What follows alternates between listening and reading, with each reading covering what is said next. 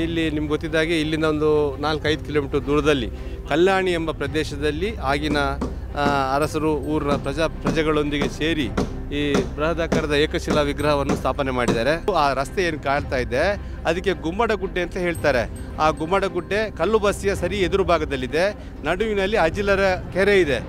ಆ ಕೆರೆ ಆ ಭಾಗದಲ್ಲಿ ಗೊಮ್ಮಟೇಶ್ವರ, ಈ ಭಾಗದಲ್ಲಿ ಕಲ್ಲು ಬಸ್ತಿ ಎನ್ನುವಂಥ ಒಂದು ಕಾನ್ಸೆಪ್ಟ್ನೊಂದಿಗೆ ಆ ಕಾಲದಲ್ಲಿ ಅಲ್ಲಿ ಗೊಮ್ಮಟೇಶ್ವರವನ್ನು ಅಲ್ಲಿ ಸ್ಥಾಪನೆ ಮಾಡಬೇಕು ಅಂತ ಹೇಳುವಂಥ ಒಂದು ವ್ಯವಸ್ಥೆಗೆ ಅವರು ಕನಸು ಕಂಡಿದ್ರು. ಹೇಳ್ಕೊಂಡು ಹೋಗುವಂಥ ವ್ಯವಸ್ಥೆಗೆ ನೀವು ತಿಳ್ಕೊಳ್ಬೋದು. ಎಷ್ಟು ದಿನಕ್ಕೆ 1 ಫೀಟು 2 ಫೀಟು 3 ಫೀಟು ಅಷ್ಟು ಮಾತ್ರ ಎಳೀತಾ ಇದ್ದಂಥ ಕಾಲ ಅದು. ಮರದ ದಿಮ್ಮಿಗಳನ್ನು ರೌಂಡ್ ರೋಲ್ಗಳಾಗಿ ಮಾಡಿ ಹಾಗೂ ಆನೆಗಳು ಒಂದು 7-8 ಆನೆಗಳು ಅರಮನೆಯ ಅಲ್ಲಿ ಇದ್ದದರಿಂದ ಅವುಗಳ ಸಹಾಯದಿಂದ ಪ್ರತಿ ಗ್ರಾಮದವರಿಗೆ ಇಷ್ಟು ದೂರ ಇಷ್ಟು ಗಜ ಎಳಿಬೇಕು ಅಂತ ಹೇಳುವಂಥ ಒಂದು ಸ್ವಯಂ ಸೇವಕರಿಗೆ ತಾಕೀತು ಮಾಡ್ತಾ ಇದ್ರಂತೆ. ವೇಣೂರಿನಲ್ಲಿ ಈಗ ಸಂಭ್ರಮ ಮನೆ ಮಾಡಿದೆ. ಬಾಹುಬಲಿಗೆ ಮಹಾಮಜ್ಜನಕ್ಕೆ ಎಲ್ಲ ರೀತಿಯಾದಂಥ ಸಿದ್ಧತೆಗಳಾಗಿರುವಂಥದ್ದು, ಮಹಾಮಸ್ತಕಾಭಿಷೇಕಕ್ಕೆ ಸಜ್ಜುಗೊಂಡಿರುವಂತಹ ವೇಣೂರಿನ ಬಾಹುಬಲಿಯನ್ನು ತಾವೆಲ್ಲರೂ ಕೂಡ ಈಗ ನೋಡ್ತಾ ಇದ್ದೀರಿ. ಬಹಳ ವಿಶೇಷವಾಗಿ ವೇಣೂರಿನ ಬಾಹುಬಲಿಗೆ ವಿಶೇಷವಾದಂತಹ ಅಟ್ಟಳಿಗೆಯ ನಿರ್ಮಾಣವನ್ನು ಕೂಡ ಮಾಡಲಾಗಿದೆ. ಸಂಪೂರ್ಣವಾಗಿ ಸಿದ್ಧತೆಗಳನ್ನು ಕೂಡ ಅಲ್ಲಲ್ಲಿ ಮಾಡಿಕೊಳ್ಳಲಾಗ್ತಾ ಇದೆ. ಜೊತೆಗೆ ತಯಾರಿಗಳು ಎಲ್ಲವೂ ಕೂಡ ಇಲ್ಲಿ ವೇಣೂರಿನಲ್ಲಿ ನಡೀತಾ ಇರುವಂಥದ್ದು. ಬಹಳ ವಿಜೃಂಭಣೆಯ ಮಹಾಮಸ್ತಕಾಭಿಷೇಕಕ್ಕೆ ವೇಣೂರು ಸರ್ವ ರೀತಿಯಲ್ಲೂ ಕೂಡ ಸಜ್ಜಾಗ್ತಾ ಇರುವಂತಹದನ್ನು ತಾವೆಲ್ಲರೂ ಕೂಡ ನೋಡ್ತಾ ಇದ್ದೀರಿ. ಇಲ್ಲಿ ಇರುವಂತಹ ಫ್ಲೈವುಡ್ಗಳಲ್ಲಿ ವಿವಿಧ ರೀತಿಯಂತಹ ಕಲಾಕೃತಿಗಳನ್ನು ಕೂಡ ಕೆತ್ತಲಾಗತ್ತೆ. ಆ ಎಲ್ಲ ಕೆಲಸ ಕಾರ್ಯಗಳು ಭರದಿಂದ ಸಾಗ್ತಾ ಇದೆ. ತಾವೀಗ ನೋಡ್ತಾ ಇರ್ಬೋದು ಆ ಭರದಿಂದ ಸಾಗ್ತಾ ಇರುವಂತಹ ಕೆತ್ತನೆಯ ಕೆಲಸ ಮತ್ತು ಕಲಾವಿದರ ಕೆಲಸ ಎಲ್ಲವನ್ನೂ ಕೂಡ ತಾವೆಲ್ಲರೂ ಕೂಡ ನೋಡ್ತಾ ಇದ್ದೀರಿ. ಬಹಳ ವಿಶೇಷವಾಗಿ ಈ ಒಂದು ಅಲಂಕಾರಿಕ ಕೆತ್ತನೆಯ ಕೆಲಸಗಳು ಬಹಳ ವಿಜೃಂಭಣೆಯಿಂದ ಬಹಳ ಭರದಿಂದ ಸಾಗ್ತಾ ಇದೆ. ಅದರ ಜೊತೆಗೆ ಮಹಾಮಸ್ತಕಾಭಿಷೇಕಕ್ಕೆ ಸರ್ವ ರೀತಿಯಂತಹ ತಯಾರಿಗಳು ಕೂಡ ನಡೀತಾ ಇದೆ. ವಿಶೇಷವಾಗಿ ಈ ಗೊಮ್ಮಟೇಶ್ವರನ ಅಥವಾ ವೇಣೂರಿನ ಗೊಮ್ಮಟೇಶ್ವರನ ವಿಶೇಷತೆಗಳು ಮತ್ತು ಇತ್ಯಾದಿಗಳನ್ನು ನೋಡ್ಬೋದು. ಜೊತೆಗೆ ಇಲ್ಲಿ ಆಗ್ತಾ ಇರುವಂಥ ತಯಾರಿಗಳನ್ನು ಕೂಡ ತಾವು ನೋಡ್ತಾ ಇದ್ದೀರಿ. ಈಗ ನೋಡ್ತಾ ಇದ್ದೀರಿ ಕಲಾಕೃತಿಗಳು ಹೇಗೆ ಇಲ್ಲಿ ಕೆತ್ತನೆಯನ್ನು ಮಾಡಲಾಗಿದೆ, ಯಾವ ರೀತಿಯಾಗಿ ಕೆಲಸ ಕಾರ್ಯಗಳು ನಡೀತಾ ಇದ್ದಾವೆ ಅಂತ. ಇದು ಮುಂದಿನ ದಿನಗಳಲ್ಲಿ ವೇಣೂರಿನಲ್ಲಿ ಒಂದು ವಿಶೇಷವಾದಂಥ ಮೆರುಗನ್ನು ನೀಡಲಿಕ್ಕಿದೆ. ಆ ವಿಶೇಷ ಮೆರುಗನ್ನು ನೋಡೋದಕ್ಕೆ ಬಹಳಷ್ಟು ಹೆಚ್ಚಿನ ಸಂಖ್ಯೆಯಲ್ಲಿ ಭಗವದ್ಭಕ್ತರು ಕೂಡ ಇಲ್ಲಿಗೆ ಆಗಮಿಸ್ತಾ ಇದ್ದಾರೆ. ಬಹಳಷ್ಟು ಹೆಚ್ಚಿನ ಸಂಖ್ಯೆಯಲ್ಲಿ ಭಗವದ್ಭಕ್ತರು ಇಲ್ಲಿಗೆ ಆಗಮಿಸ್ತಾ ಇದ್ದಾರೆ. ಈ ವೇಣೂರಿನ ಗೊಮ್ಮಟೇಶ್ವರನ ಐತಿಹ್ಯ ಮತ್ತು ಗೊಮ್ಮಟೇಶ್ವರನ ಇತಿಹಾಸ ಮತ್ತು ಈ ವೇಣೂರಿನ ಕ್ಷೇತ್ರದ ಇತಿಹಾಸವನ್ನು ನಮ್ಮ ಜೊತೆಗೆ ಹಂಚಿಕೊಳ್ಳಿಕ್ಕಿದ್ದಾರೆ ವೇಣೂರಿನ ಹಳದಂಗಡಿ ಅರಸರಾಗಿರುವಂತಹ ಡಾಕ್ಟರ್ ಪದ್ಮಪ್ರಸಾದ್ ಅಜಲ್ರವರ ಸಹೋದರ ಶಿವಪ್ರಸಾದ್ ಅಜಲ್ರವರು. ಸರ್, ವೇಣೂರು ಕ್ಷೇತ್ರ ಅಂತಂದ ಕೂಡಲೇ ನಿಮಗೆ ಸಂಪೂರ್ಣವಾಗಿ ಈ ಕ್ಷೇತ್ರದಲ್ಲಿ ಓಡಾಡಿರುವಂಥದ್ದು, ನೀವೆಲ್ಲ ಇಲ್ಲಿ ಬಾಲ್ಯವನ್ನು ಕಳೆದಿರುವಂಥವ್ರು.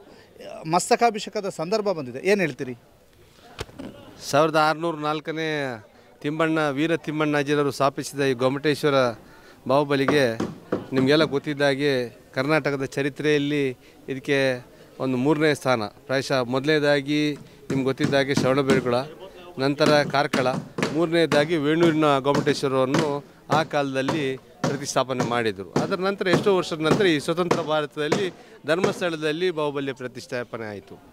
ಇಲ್ಲಿ ನಿಮ್ಗೆ ಗೊತ್ತಿದ್ದಾಗೆ ಇಲ್ಲಿಂದ ಒಂದು 4-5 ಕಿಲೋಮೀಟರ್ ದೂರದಲ್ಲಿ ಕಲ್ಯಾಣಿ ಎಂಬ ಪ್ರದೇಶದಲ್ಲಿ ಆಗಿನ ಅರಸರು ಊರಿನ ಪ್ರಜೆಗಳೊಂದಿಗೆ ಸೇರಿ ಈ ಬೃಹದಾಕಾರದ ಏಕಶಿಲಾ ವಿಗ್ರಹವನ್ನು ಸ್ಥಾಪನೆ ಮಾಡಿದ್ದಾರೆ.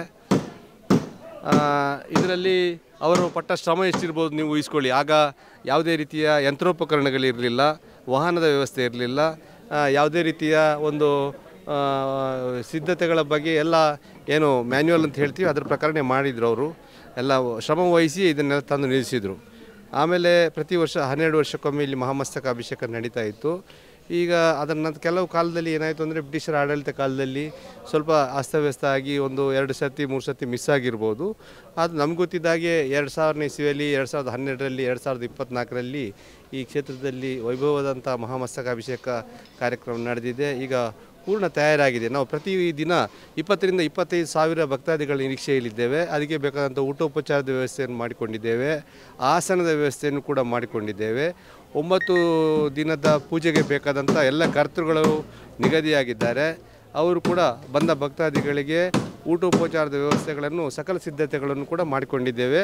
ನಮ್ಮ ಈ ಕ್ಷೇತ್ರದ ಹೆಮ್ಮೆ ಶುರುವಿನ ದಿವಸ ಕರ್ನಾಟಕ ರಾಜ್ಯದ ಉಪಮುಖ್ಯಮಂತ್ರಿಗಳಾದ ಡಿ.ಕೆ ಶಿವಕುಮಾರ್ ಅವರು ನಮ್ಮ ಕಾರ್ಯಕ್ರಮದಲ್ಲಿ ಭಾಗಿಗಳಾಗ್ತಾರೆ. ಹಾಗೆ ಕೊನೆಯ ದಿವಸ ಕರ್ನಾಟಕದ ರಾಜ್ಯಪಾಲರಾದಂಥ ಥಾವರ್ಚಂದ್ ಗೆಹ್ಲೋಟ್ ಅವರು ಭಾಗವಹಿಸ್ತಾರೆ. 26ನೇ ತಾರೀಕು ನಮ್ಮ ಸಾಂಸ್ಕೃತಿಕ ರಾಜಧಾನಿ ಮೈಸೂರಿಂದ ಯದುವಂಶದ ಯದುವೀರ್ ದತ್ತ ಅವರು ನಮ್ಮ ಹಳದಂಗಡಿ ಅರಮನೆಗೆ ಬಂದು ಊಟೋಪಚಾರವನ್ನು ಸ್ವೀಕರಿಸಿ ಸಂಜೆಯ ದಿವಸ ಅಭಿಷೇಕ ಕಾರ್ಯಕ್ರಮದಲ್ಲಿ ಈ ಸನ್ನಿಧಿಯಲ್ಲಿ ಭಾಗವಹಿಸುವಂಥ ಕಾರ್ಯಕ್ರಮವನ್ನು ಕೂಡ ಹಮ್ಮಿಕೊಂಡಿದ್ದಾರೆ. ಹಾಗೆ ನಮ್ಮ ವ್ಯವಸ್ಥೆಗಳು ಪೂರ್ಣಗೊಳ್ಳುವ ಹಂತದಲ್ಲಿದೆ. ನಾವೆಲ್ಲ ಭಕ್ತಾದಿಗಳನ್ನು ಪರಿಪೂರ್ಣವಾಗಿ ಸ್ವಾಗತಿಸಲಿಕ್ಕೆ ಸಿದ್ಧತೆಯಲ್ಲಿ ತೊಡಕೊಂಡಿದ್ದೇವೆ. ಸರ್, ಈ ಅಟ್ಟಳಿಗೆ ಬಹಳ ವಿಶೇಷವಾಗಿ ಈ ಹಿಂದೆ ಎಲ್ಲ ಇಲ್ಲಿ ಮರದ ಅಟ್ಟಳಿಗೆ ಆಗ್ತಾಯಿತ್ತು. ಈಗ ಬಹಳ ವಿಶೇಷವಂತ ಅಟ್ಟಳಿಗೆಯ ವ್ಯವಸ್ಥೆಯನ್ನು ಕೂಡ ಮಾಡಿದ್ದೀರಿ. ಹೇಗೆ ಸರ್ ಈ ಅಟ್ಟಳಿಗೆ ವ್ಯವಸ್ಥೆಯ ಬಗ್ಗೆ ಏನು ಹೇಳ್ತೀರಿ? ಒಬ್ಬ ಇಂಜಿನಿಯರ್ ಆಗಿ ಈ ಒಂದು ಇಂಜಿನಿಯರಿಂಗ್ ವರ್ಕ್ ಬಗ್ಗೆ ಪೂರ್ತಿ ಏನು ವಿನ್ಯಾಸ ಪರಿಣತರಿಂದ ವಿನ್ಯಾಸವನ್ನು ಪಡೆದು ಆ ವಿನ್ಯಾಸದಂತೆ ಈ ಅಟ್ಟಳಿಗೆಯನ್ನು ನಿರ್ಮಿಸಲಾಗಿದೆ. ಭದ್ರತೆಯ ದೃಷ್ಟಿಯಿಂದ ಯಾವುದೇ ಲೋಪದೋಷಗಳಿಲ್ಲದಂತೆ ಪರಿಪೂರ್ಣವಾಗಿ ನಿರ್ಮಿಸಿರುವ ಅಟ್ಟಳಿಗೆಯು ಸುಭದ್ರವಾಗಿದೆ. ಕಳೆದ 10 ಮಸ್ತಕಾಭಿಷೇಕಗಳಲ್ಲಿ ಅಟ್ಟಳಿಗೆಗಳನ್ನು ನಿರ್ಮಿಸಿದಂತಹ ಪರಿಣತರಿಂದ ಈ ಅಟ್ಟಳಿಗೆ ಕಾರ್ಯವನ್ನು ಉಕ್ಕಿನಲ್ಲಿ ನಿರ್ಮಿಸಲಾಗಿದೆ. ನಮ್ಗೆ ಗೊತ್ತಿದ್ದಾಗೆ 2000 ಇಸ್ವಿವರೆಗೂ ಮರದ ದಿಮ್ಮಿಗಳನ್ನು ಬಳಸಿ ಅಟ್ಟಳಿಗೆಯನ್ನು ನಿರ್ಮಿಸಲಾಗ್ತಿತ್ತು. ಈಗ ಸಂಪೂರ್ಣವಾಗಿ ಸುಭದ್ರವಾಗಿರುವಂಥ ಉಕ್ಕಿನಿಂದ ಈ ಅಟ್ಟಳಿಗೆಗಳನ್ನು ನಿರ್ಮಿಸಲಾಗ್ತಿದೆ. ಶ್ರೀದೇವಿ ಇಂಡಸ್ಟ್ರೀಸ್ ಮಾಣಿ ಅವರಿಂದ ನಿರ್ಮಾಣ ಆಗಿರುವಂಥದ್ದು ಹೇಗಿದೆ? ಅಟ್ಟಳಿಗೆ ಅತ್ಯಂತ ಸುಭದ್ರವಾಗಿದೆ. ಯಾವುದೇ ರೀತಿಯ ತೊಡಕುಗಳಿಲ್ಲ. ಪ್ರಾಯಶಃ ಒಂದು 250ರಿಂದ 300 ಜನ ಏಕಕಾಲದಲ್ಲಿ ಅಭಿಷೇಕ ಕಾರ್ಯಕ್ರಮದಲ್ಲಿ ಭಾಗವಹಿಸಲು ಬೇಕಾದಂಥ ವಿನ್ಯಾಸದಿಂದ ಈ ಅಟ್ಟಳಿಗೆಗಳನ್ನು ಉಕ್ಕಿನಿಂದ ನಿರ್ಮಿಸಲಾಗಿದೆ. ಮೇಲ್ಗಡೆ ನೀವು ಕಾಣ್ತಾ ಇದ್ದೀರಿ, ನಾವೀಗ ಮೇಲ್ಭಾಗದಲ್ಲಿದ್ದೀವಿ. ಶಿಖರದ ಮೇಲೆ ಅಭಿಷೇಕ ಮಾಡುವಾಗ ನೇರವಾಗಿ ಮುಂಭಾಗದವರೆಗೂ ನೀರು ಬೀಳುವಂತೆ ಇದೊಂದು ವಿನ್ಯಾಸವನ್ನು ಮಾಡಲಾಗಿದೆ. ನಿಮಗೆ ಗೊತ್ತಿದ್ದ ಹಾಗೆ ಒಳಾಂಗಣದಲ್ಲಿ ಎಲ್ಲ ಭಕ್ತಾದಿಗಳಿಗೆ ಸಂಖ್ಯೆ ಕೂತ್ಕೊಳ್ಳಿಕ್ಕೆ ಸಾಧ್ಯ ಇಲ್ಲುವಂಥ ದೃಷ್ಟಿಯಿಂದ ವಿಶೇಷವಾಗಿ ಈ ಬಾರಿಯ ಮಸ್ತಕಾಭಿಷೇಕಕ್ಕೆ ಗ್ಯಾಲರಿಯನ್ನು ನಿರ್ಮಿಸಲಾಗಿದೆ. ಎಡಭಾಗದಲ್ಲಿ ಈ ಗ್ಯಾಲರಿಯಲ್ಲಿ ಕೂಡ ಸುಮಾರು 500ರಿಂದ 600 ಜನಕ್ಕೆ ಒಂದು ಆಸನದ ವ್ಯವಸ್ಥೆಯನ್ನು ಕಲ್ಪಿಸಲಾಗಿದೆ. പക്ഷേ ಯಾರಿಗೂ ತೊಂದರೆ ಆಗದಾಗೆ ಬಹುಸಂಖ್ಯೆಯಲ್ಲಿ ನಿಮಗೆಲ್ಲ ಗೊತ್ತಿದ್ದಾಗೆ ಕಾರ್ಕಳ, ಧರ್ಮಸ್ಥಳ, ಶ್ರವಣಬೆಳಗೊಳದಲ್ಲಿ ಭಕ್ತಾದಿ ಒಂದು ಸಣ್ಣ ಸಂಖ್ಯೆಯಲ್ಲಿ ಮಾತ್ರ ಭಕ್ತಾದಿಗಳಿಗೆ ದೇವರ ಒಂದು ಅಭಿಷೇಕದ ಸೌಭಾಗ್ಯ ಒದಗಲಿಕ್ಕಿದೆ. ಆದರೆ ವಿಶೇಷವಾಗಿ ವೇಣೂರಿನಲ್ಲಿ ನಿಮ್ಗೆ ಗೊತ್ತಿದ್ದಾಗೆ ಒಳಗಡೆ ಅಂಗಣ ಅಲ್ಲದೆ ಹೊರಗಡೆ ಮೊದಲನೆಯ ಹೊರಾಂಗಣದಲ್ಲಿ ಹಾಗೂ 2ನೇ ಡಾಂಬರೀಕರಣಗೊಂಡಂಥ ರಸ್ತೆಯಲ್ಲಿ ನಿಂತರೂ ಕೂಡ ಭಕ್ತರಿಗೆ ದೇವರಿಗೆ ಅಭಿಷೇಕ ಆಗುವ ಸಂದರ್ಭದಲ್ಲಿ ಮುಖವನ್ನು ನಾವು ನೋಡಲಿಕ್ಕೆ ಒಂದು ಬೇಕಾದಂಥ ವ್ಯವಸ್ಥೆಯನ್ನು ನಮ್ಮೆಲ್ಲ ಹಿರಿಯರೇ ಮೊದಲಿನ ಕಾಲದಲ್ಲೇ ಕಲ್ಪಿಸಿರುವುದರಿಂದ ಜನಸಾಮಾನ್ಯರಿಗೆ ಭಕ್ತರಿಗೆ ಈ ಮಸ್ತಕಾಭಿಷೇಕವನ್ನು ಸಂತೋಷದಿಂದ ಆನಂದದಿಂದ ಅದನ್ನು ಸವಿಯುವಂಥ ಅವಕಾಶ ಇದೆ ಅಂತ ನಾನು ಈ ಸಂದರ್ಭದಲ್ಲಿ ಹೇಳಲಿಕ್ಕೆ ಬಯಸ್ತೇನೆ. ಓಕೆ ಸರ್, ಒಂದು ಯುದ್ಧ ಆಗಿತ್ತು, ಮರಳಿನಲ್ಲಿ ಬಾಹುಬಲಿಯನ್ನು ಅಡಗಿಸಿಡಲಾಗಿತ್ತು, ಕಾರ್ಕಳಕ್ಕೂ ಅಜಿಲಸೀಮೆ ಅರಸರ ನಡುವೆ ಘನಘೋರ ಯುದ್ಧ ನಡೆದಿತ್ತು, ಈ ಎಲ್ಲ ಇತಿಹಾಸಗಳಿದ್ದಾವೆ. ಏನು ಹೇಳ್ತೀರಿ? ನಮ್ಗೆ ಗೊತ್ತಿದ್ದಾಗೆ ಕಾರ್ಕಳದಲ್ಲಿ ನಮಗಿಂತ ಮೊದಲೇ ಗೊಮ್ಮಟೇಶ್ವರ ಸ್ಥಾಪನೆ ಆಗಿತ್ತು. ತುಳುನಾಡಿನಲ್ಲಿ ನಾವು ಗೊಮ್ಮಟೇಶ್ವರ ಸ್ಥಾಪನೆಗೆ ನಮ್ಮ ವಂಶ ಮಾತ್ರ ಕೀರ್ತಿ ಉಳಿಬೇಕು, ನಮಗೆ ಇನ್ನೊಬ್ಬರು ಇಲ್ಲಿ ಮಾಡಬಾರ್ದು ಅನ್ನೋಂಥ ಒಂದು ಇರಾದೆ ಕಾರ್ಕಳದ ಭೈರವರ ಅರಸರಿಗೆ ಇತ್ತು ಅಂತೇಳುವಂಥ ಚರಿತ್ರೆ ನಾವು ಕೇಳಿದ್ದೇವೆ. ಅದರ ಪ್ರಕಾರ ಅವರು ಈ ಹಳದಂಗಡಿಯಲ್ಲಿ ವೇಣೂರಿನ ಆಜಿಲಸೀಮೆ ಅರಸರು ಗೊಮ್ಮಟೇಶ್ವರ ಪ್ರತಿಷ್ಠಾಪನೆಗೆ ಬೇಕಾದಂಥ ಮೂರ್ತಿಯನ್ನು ಕೆತ್ತಲಿಕ್ಕೆ ಆರಂಭಿಸಿದ್ದಾರೆ ಎನ್ನುವಂಥ ಸಂದೇಶ ಕೇಳಿ ಅವರು ಕೋಪಗೊಂಡು ಹೀಗೆ ನಮ್ಮ ಪ್ರತಿಷ್ಠೆಗೆ ಧಕ್ಕೆ ಆಗ್ತದೆ ನಿಮ್ಮಿಂದಾಗಿ ಅಂತೇಳಿ ನಿಮ್ಗೆ ಗೊತ್ತಿದ್ದಾಗಿ ಆಗ ಒಂದು ಓಲೆ ಕೊಟ್ಟು ಕಳಿಸ್ತಾರೆ. ಅದಕ್ಕೆ ಇಲ್ಲ, ನಾವು ನಮ್ಮ ಭಕ್ತಿಯಿಂದ ನಾವು ಮಾಡ್ತಾಯಿದ್ದೇವೆ, ನಾವು ಅದನ್ನು ಮಾಡಿಯೇ ಸಿದ್ಧ ಅಂತ ಹೇಳುವಂಥ ವಿಚಾರವನ್ನು ಆಗಿನ ನಮ್ಮ ವಂಶಜರು ಹೇಳಿ ಪ್ರತಿರೋಧವೆಡ್ಡಿ ಇದನ್ನು ಸವಾಲಾಗಿ ಸ್ವೀಕರಿಸಿ ಮಣ್ಣಿನಲ್ಲಿ ಹೂತಾಕಿ ಸೀಮೆಯ ಸಮಸ್ತರೊಡಗೂಡಿ ಅವರೊಂದಿಗೆ ಏನು ಯುದ್ಧ ನಡೆದಿದೆ ಅಂತ ನಾವು ಚರಿತ್ರೆ ಓದ್ತೇವೆ. ಅದರ ಪ್ರಕಾರ ನಡೆದು ಕೊನೆಯದಾಗಿ ಕೂಡ ಇಲ್ಲಿ ಅದನ್ನು ಪ್ರತಿಷ್ಠಾಪನೆಗೆ ಯಶಸ್ವಿಯಾದರು. ಮತ್ತೊಂದು ನಿಮಗೆ ಚರಿತ್ರೆ ಹೆಚ್ಚಿನವರಿಗೆ ಗೊತ್ತಿರಲಿಕ್ಕಿಲ್ಲ, ಅದನ್ನು ನಾನು ನಿಮಗೆ ಇಲ್ಲಿಗೆ ಹೇಳಲಿಕ್ಕೆ ಬಯಸ್ತೇನೆ. ನಾವು ಬಾಯಿದಾರೆಯಲ್ಲಿ ಎಲ್ಲ ನಮ್ಮ ತಲಾಂತರದಿಂದ ಕೇಳಿರುವಂಥದ್ದು ಆ ರಸ್ತೆ ಏನು ಕಾಣ್ತಾ ಇದೆ ಅದಕ್ಕೆ ಗುಮ್ಮಡಗುಡ್ಡೆ ಅಂತ ಹೇಳ್ತಾರೆ. ಆ ಗುಮ್ಮಡಗುಡ್ಡೆ ಕಲ್ಲು ಬಸ್ತಿಯ ಸರಿ ಎದುರು ಭಾಗದಲ್ಲಿದೆ. ನಡುವಿನಲ್ಲಿ ಅಜಿಲರ ಕೆರೆ ಇದೆ. ಆ ಕೆರೆ ಆ ಭಾಗದಲ್ಲಿ ಗೊಮ್ಮಟೇಶ್ವರ, ಈ ಭಾಗದಲ್ಲಿ ಕಲ್ಲು ಬಸ್ತಿ. ಎನ್ನುವಂಥ ಒಂದು ಕಾನ್ಸೆಪ್ಟ್ನೊಂದಿಗೆ ಆ ಕಾಲದಲ್ಲಿ ಅಲ್ಲಿ ಗೊಮ್ಮಟೇಶ್ವರವನ್ನು ಅಲ್ಲಿ ಸ್ಥಾಪನೆ ಮಾಡಬೇಕು ಅಂತ ಹೇಳುವಂಥ ಒಂದು ವ್ಯವಸ್ಥೆಗೆ ಅವರು ಕನಸು ಕಂಡಿದ್ದರು. ಆದರೆ ಇಲ್ಲಿ ಈ ಶಿಲೆಯನ್ನು ದುರಸ್ತಿಗೊಳಿಸುವ ಕಾಲದಲ್ಲಿ ಇಂಥ ಗೊಂದಲ ನಡೆದು ಆಮೇಲೆ ಅವರು ಕೂಡ ಅನಾರೋಗ್ಯ ವಯೋವೃದ್ಧದಿಂದ ಅನಾರೋಗ್ಯಕ್ಕೆ ಪೀಡಿತರಾದರು. ಅಂದಿನ ವೀರ ತಿಮ್ಮಣ್ಣ ಜಿಲ್ಲರು ಆಗ ಊರ ಸಮಸ್ತರೆಲ್ಲ ಸೇರಿ ನಾವು ಇಲ್ಲಿ ಮಾಡುವ ಪುನಃ ಅಲ್ಲಿಗೆ ತಗೊಂಡು ಹೋಗಲಿಕ್ಕೆ ಇನ್ನೊಂದು ವರ್ಷವೇ ಬೇಕಾಗ್ಬೋದು. ನಿಮ್ಗೆ ಗೊತ್ತಿದೆಯಲ್ಲ, ಯಂತ್ರೋಪಕರಣಗಳ ವ್ಯವಸ್ಥೆ ಇಲ್ಲದೆ ಎಳ್ಕೊಂಡು ಹೋಗುವಂಥ ವ್ಯವಸ್ಥೆಗೆ ನೀವು ತಿಳ್ಕೊಳ್ಬೋದು. ಎಷ್ಟು ದಿನಕ್ಕೆ 1 ಫೀಟು 2 ಫೀಟು 3 ಫೀಟು ಅಷ್ಟು ಮಾತ್ರ ಎಳೀತಾ ಇದ್ದಂಥ ಕಾಲ ಅದು. ಹಾಗೆ ಪುನಃ 1 ವರ್ಷ 2 ವರ್ಷ ಹೋಗ್ತದೆ. ಪುನಃ ಅಲ್ಲಿ ಹೋದರೆ ಇಲ್ಲಿ ನಾವು ಎಲ್ಲಿ ಮಾಡ್ತಾಯಿದ್ದೀವೋ ಅಲ್ಲೇ ನಿಲ್ಲಿಸು ಅಂಥೇಳಿ ಊರ ಪ್ರಮುಖರು ಎಲ್ಲ ಸೇರಿ ಒಂದು ನಿಶ್ಚಯ ಮಾಡಿ ಅರಸರ ಕಾಲದಲ್ಲಿ, ಅಂದಿನ ವೀರ ತಿಮ್ಮಣ್ಣಾಜರ ಕಾಲದಲ್ಲಿ ಈ ಪ್ರತಿಷ್ಠಾಪನೆಗೊಳ್ತು. ಆಗ ಕಾರ್ಕಳ ಮಠಾಧೀಶರು ಒಂದು ಬರದೇ ಇದ್ದರಿಂದ ಮೂಡುಬಿದಿರೆ ಚಾರುಕೀರ್ತಿ ಸ್ವಾಮೀಜಿಯವರ ಪಾವನ ಸಾನ್ನಿಧ್ಯದಲ್ಲಿ ಪ್ರತಿಷ್ಠಾಪನೆ ಕಾರ್ಯ ಹಾಗೂ ಮಹಾಮಸ್ತಕಾಭಿಷೇಕ ನೆರವೇರಿದ್ರಿಂದ ಇಂದಿಯೂ ಕೂಡ ಮೂಡುಬಿದಿರೆ ಮಠಾಧಿಪತಿಗಳ ಒಂದು ಪಾವನ ಸಾನ್ನಿಧ್ಯದಲ್ಲಿ ಪ್ರತಿ 12 ವರ್ಷಕ್ಕೊಮ್ಮೆ ಮಹಾಮಸ್ತಕಾಭಿಷೇಕ ನಡೆಯುವಂಥ ಸಂಪ್ರದಾಯ ಕೂಡ ಇಂದು ಕೂಡ ನಡೆಸ್ಕೊಂಡು ಬರ್ತಲಾಗ್ತದೆ. ಓಕೆ ಸರ್, ಈ ಒಂದು ಬಾಹುಬಲಿಯ ಕೆತ್ತನೆ ಅಥವಾ ಇದು ಎಲ್ಲಿಂದ ತಂದದ್ದು ಅಥವಾ ಈ ಕಲ್ಲು ಎಲ್ಲಿದ್ದು? ಕಲ್ಯಾಣಿ ನಮ್ಮ ಬರಾಯ ಅರಮನೆ ಮತ್ತು ವೇಣೂರಿನ ಅರಮನೆಯ ನಡುಭಾಗದಲ್ಲಿ ಕಲ್ಯಾಣಿ ಅಂತ ಹೇಳುವಂಥ ಜಾಗ ಇದೆ. ಅಲ್ಲಿ ಈಗ ಕೂಡ ಅದರ ಕುರುಹುಗಳನ್ನು ನೀವು ಕಾಣ್ಬೋದು. ಅಲ್ಲಿ ಏನು ಕಲ್ಲಿನ ಕೆಲಸ ಮಾಡಲಿಕ್ಕೆ ಬಂದಂಥವರು ಕೆಲಸಗಾರರು ರುಬ್ಬುವ ಕಲ್ಲುಗಳನ್ನು ಕಲ್ಲಿನಲ್ಲೇ ಕೊರೆದು ಮಾಡಿರುವಂಥ ಇದನ್ನು ಕೂಡ ಕುರುಹುಗಳನ್ನು ಕೂಡ ನಾವು ಅಲ್ಲಿ ಕಾಣ್ಬೋದು. ಮಾಡಿರುವಂಥ ಒಲೆಗಳು ಅನೇಕ ಇನ್ನು ಕೂಡ ಉಳಿದಿರುವಂಥ ಕಲ್ಲುಗಳು ಅಲ್ಲಲ್ಲಿ ಏನು ಕಲ್ಲಿನಲ್ಲಿ ಎಕ್ಸ್ಟ್ರಾಕ್ಟ್ ಮಾಡಿ ಆದಮೇಲೆ ಉಳಿತವೆಲ್ಲ ಅಂಥವೆಲ್ಲ ಕಲ್ಲುಗಳು ನಿಮ್ಗೆ ಅಲ್ಲಿ ಕಾಣಿಕೆ ಸಿಗ್ತವೆ. ಅಲ್ಲಿ ಪಕ್ಕದಲ್ಲಿ ಒಂದು ಕೊಡಮಣಿತಾಯ ಮತ್ತು ಕಲ್ಲುಟ್ಟಿ ದೈವದ ಸ್ಥಾನಗಳನ್ನು ಕೂಡ ಆಗ ನಿರ್ಮಿಸಿದ್ದಾರೆ. ಈ ಶತ್ರುಗಳ ಭಯಕ್ಕೆ ದೈವದ ಮೊರೆ ಅಂದಿನ ಕಾಲದಲ್ಲಿ ಕೂಡ ಹೋಗಿ ಅವರು ಕೈ ಮುಗಿದು ಈಕೆ ಪ್ರತಿದಿನ ಕೆಲಸ ಆರಂಭಿಸ್ತಿದ್ರಂತೆ. ಆ ಒಂದು ನಂಬಿಕೆ ಸೆಲೆಯಿಂದಾಗಿ ಆ ದೈವಸ್ಥಾನದ ಕೂಡ ಇಂದಿಯೂ ಕೂಡ ಆರಾಧಿಸಿಕೊಂಡು ಬರ್ತಾ ಇದ್ದಾರೆ. ಸರ್, ಈಗ ಇದನ್ನು ಎಳೆದು ತಂದದ್ದು ಅಥವಾ ಇಲ್ಲಿ ನಾವು ಅದನ್ನು ಆ ಒಂದು ಕಲ್ಯಾಣಿಯಿಂದ ಒಂದು ಕಲ್ಲನ್ನು ತಂದಿರುವಂಥದ್ದು ಇದೆಲ್ಲ ಟೈಮಲ್ಲಿ ಹೇಗೆ ಬಳಕೆ ಮಾಡಲಾಗಿತ್ತು? ಇದನ್ನು ತಂದದ್ದು ಸಾಗಾಟಕ್ಕೆ ನಾವು ಹೇಳಿ ತಿಳಿದಂಥ ವಿಚಾರ ಏನಂದರೆ, ಮರದ ದಿಮ್ಮಿಗಳನ್ನು ರೌಂಡ್ ರೋಲ್ಗಳಾಗಿ ಮಾಡಿ ಹಾಗೂ ಆನೆಗಳು ಒಂದು 7-8 ಆನೆಗಳು ಅರಮನೆಯ ಅಲ್ಲಿ ಇದ್ದದರಿಂದ ಅವುಗಳ ಸಹಾಯದಿಂದ ಪ್ರತಿ ಗ್ರಾಮದವರಿಗೆ ಇಷ್ಟು ದೂರ ಇಷ್ಟು ಗಜ ಎಳಿಬೇಕು ಅಂತ ಹೇಳುವಂಥ ಒಂದು ಸ್ವಯಂ ಸೇವಕರಿಗೆ ತಾಕೀತು ಮಾಡ್ತಾ ಇದ್ರಂತೆ. ಅವ್ರು 2 ದಿವಸ ಆಗಲಿ 3 ದಿವಸ ಆಗಲಿ ಅಷ್ಟು ಎಳೆದೇ ಪುನಃ ವಾಪಸ್ ಹೋಗ್ತಿದ್ದಂತೆ ಅವ್ರ ಊರಿಗೆ. ಅವರಿಗೆ ಊಟೋಪಚಾರದ ವ್ಯವಸ್ಥೆಗಳನ್ನು ಅಲ್ಲೇ ಸ್ಥಳದಲ್ಲಿ ಮಾಡಲಾಗ್ತಿತ್ತು. ಇಂಥ ವ್ಯವಸ್ಥೆಯಿಂದ ಒಂದು 2-3 ವರ್ಷದ ನಂತರ ಕಲ್ಯಾಣಿಯಿಂದ 5 ಕಿಲೋಮೀಟರ್ ದೂರದ ಈ ಬೆಟ್ಟಕ್ಕೆ ತಂದು ಎಲ್ಲ ಸೇರಿ ಊರಿನವರು ಸೇರಿ ಈ ಹೊಳೆ ಬದಿಯಿಂದ ಹೊಳೆಗೆ ಒಳಗೆ ಇಳಿಸಿದ್ರು. ಪುನಃ ಇಲ್ಲಿ ಫಲ್ಗುಣಿ ನದಿಯಿಂದ ಈ ಬದಿಯಿಂದ ಎಳೆದು ಪುನಃ ತಂದು ಈ ಗುಡ್ಡದ ಮೇಲೆ ನಿಲ್ಲಿಸಿದರು. ಈ 2 ದಾರಿಗಳು ಕೂಡ ಈಗ ಕೂಡ ಕಾಣ್ತಾ ಇದೆ. ಅದು ಈಗ ಕೂಡ ಬಳಕೆಯಲ್ಲಿದ್ದಾವೆ ರಸ್ತೆಗಳು. ಗೊಮ್ಮಟೇಶ್ವರವನ್ನು ಇಲ್ಲಿಗೆ ತಂದಂಥ ಹೊಳೆಗೆ ಹೋಗುವಂಥ ರಸ್ತೆ ಈಗಲೂ ಕೂಡ ನಾವೆಲ್ಲ ಬಳಕೆ ಮಾಡ್ತಾ ಇದ್ದೇವೆ. ಈಗಲೂ ಬಳಕೆ ಮಾಡ್ತಾ ಇದ್ದೇವೆ. ಇದು ವಿಶೇಷವಾಗಿ ಈಗ ವೇಣೂರು ಸಜ್ಜಾಗ್ತಾ ಇರುವಂಥದ್ದು. ವೇಣೂರಿನ ಈ ಒಂದು ಮೇಲ್ಭಾಗದಿಂದ ನೋಡಿದಾಗ ಇಲ್ಲಿ ಸಂಪೂರ್ಣವಾಗಿ ಸ್ಟಾಲ್ಗಳನ್ನು ಮಾಡಲಾಗ್ತದೆ. ವಿವಿಧ ಮಳಿಗೆಗಳು ಇಲ್ಲಿ ನಾಡಿದ್ದು ತೆರಳಿಕೆವೆ. ಬಹಳ ಒಂದು ವಿಜೃಂಭಣೆಯ ಜಾತ್ರೋತ್ಸವ ಅಂತ ಕರಿಬೋದು. ಅಷ್ಟು ಬಹಳ ವೈಭವದ ಕಾರ್ಯಕ್ರಮಗಳು ಇಲ್ಲಿ ಆಯೋಜನೆಗೊಳ್ಳಿಗಿದೆ. ನೀವೀಗ ನೋಡ್ತಾ ಇರುವಂತಹದ್ದು ಸ್ಟಾಲ್, ವಸ್ತು ಪ್ರದರ್ಶನ ಮಳಿಗೆ ಮತ್ತು ವ್ಯಾಪಾರಿ ಮಳಿಗೆಗಳು ಇಲ್ಲಿ ಇರ್ತವೆ. ಅದರ ಜೊತೆಗೆ ಪಾರ್ಕಿಂಗಿಗೆ ಬೇಕಾದಂಥ ವ್ಯವಸ್ಥೆ, ದೂರದಲ್ಲಿ ನೀವು ವಿವಿಧ ಆಟೋಟಗಳಿಗೆ ಬೇಕಾದಂಥದ್ದು ಮತ್ತು ಅಮ್ಯೂಸ್ಮೆಂಟ್ ಪಾರ್ಕ್ ಅಂತ ಇದನ್ನು ಕರೀತಾರೆ. ಈ ಅಮ್ಯೂಸ್ಮೆಂಟ್ ಪಾರ್ಕಿನ ನಿರ್ಮಾಣವು ಕೂಡ ಭರದಿಂದ ಸಾಗ್ತಾ ಇದೆ.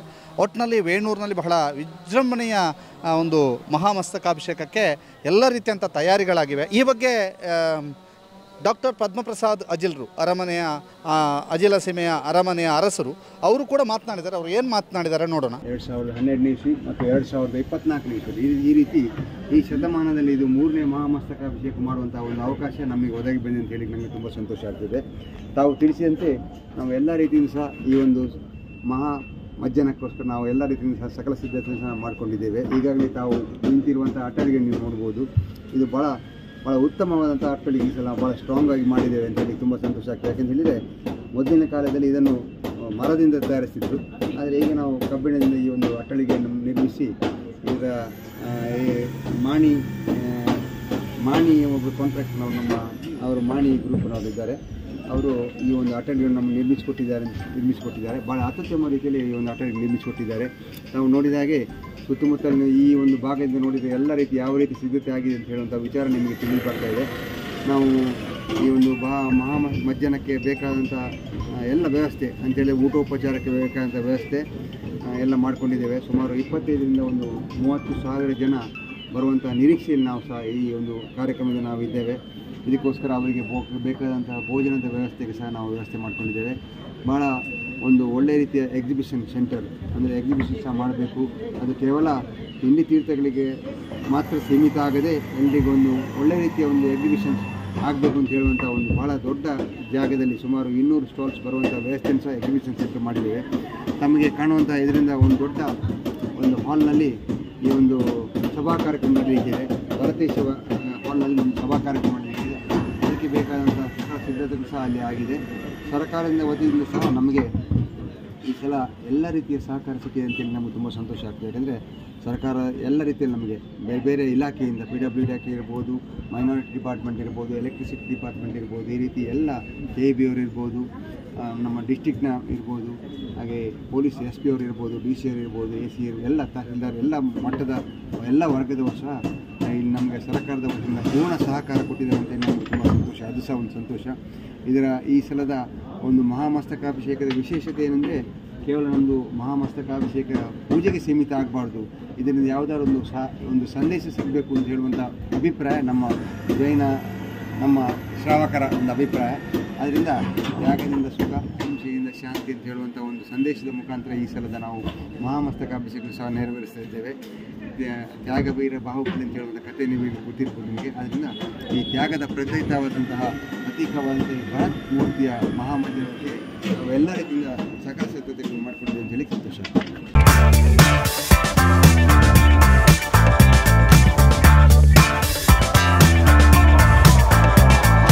ಚೇತನಾಸ್ ಬ್ಯೂಟಿ ಲಾಂಜ್, ನಿಮ್ಮೊಳಗಿನ ಸೌಂದರ್ಯದ ಅನಾವರಣದ ತಾಣ. Aesthetic spa, makeup, hair styling, salon, ಹೀಗೆ ಎಲ್ಲ ಸೌಂದರ್ಯವರ್ಧಕ ಸೇವೆಗಳು ಒಂದೇ ಸೂರಿನಡಿ. ಚೇತನಾಸ್ ಎಜುಕೇಶನಲ್ ಫೌಂಡೇಶನ್ ಮೂಲಕ ವೈವಿಧ್ಯಮಯ ಬ್ಯೂಟಿ ಕೋರ್ಸ್ಗಳು. ಮೇಕಪ್ ಆರ್ಟಿಸ್ಟ್ ಆಗಬೇಕೆಂಬ ಕನಸಿರುವವರಿಗೆ ಅತ್ಯುತ್ತಮ ಅವಕಾಶ. 2 ದಿನಗಳಿಂದ ಆರಂಭಿಸಿ 6 ತಿಂಗಳವರೆಗಿನ ವೈವಿಧ್ಯಮಯ ಬ್ಯೂಟಿ, ಮೇಕಪ್ ಕೋರ್ಸ್ಗಳು. ಅಂತಾರಾಷ್ಟ್ರೀಯ ಮಟ್ಟದಲ್ಲಿ ಸೌಂದರ್ಯವರ್ಧಕ ತರಬೇತಿ ಪಡೆದಿರುವ ಚೇತನಾ ಎಸ್ ಅವರಿಂದ ನುರಿತ ತರಬೇತಿ.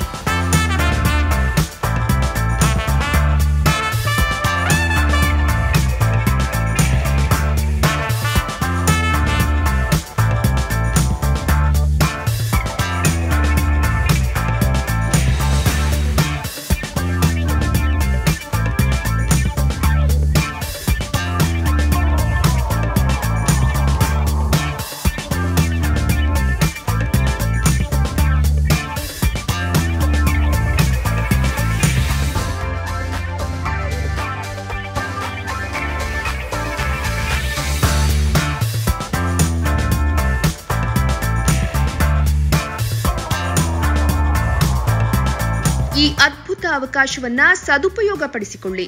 ಚೇತನಾಸ್ ಬ್ಯೂಟಿ ಲಾಂಜ್ 3ನೇ ಮಹಡಿ, Kankanadi gate building, Kankanadi bypass ರಸ್ತೆ, ಮಂಗಳೂರು 575002. ಮೊಬೈಲ್ ಸಂಖ್ಯೆ 9845292411, 9108583714, 8904173914. Email chetanabeautystudio@gmail.com. Web www.cblaunch.com.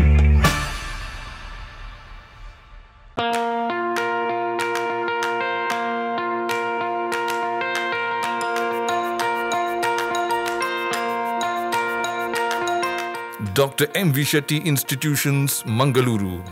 Empowering dreams and achieving greatness since 1985. Dr. M.V. Shetty College prides itself in its history of 38 years. It undertook path-breaking initiatives in Indian higher education with the introduction of innovative and modern curricula, insistence on academic discipline, imparting of holistic education, and adoption of global higher education practices with the support of creative and dedicated staff. first private college in Karnataka offering diverse healthcare programs, offers you multiple of courses.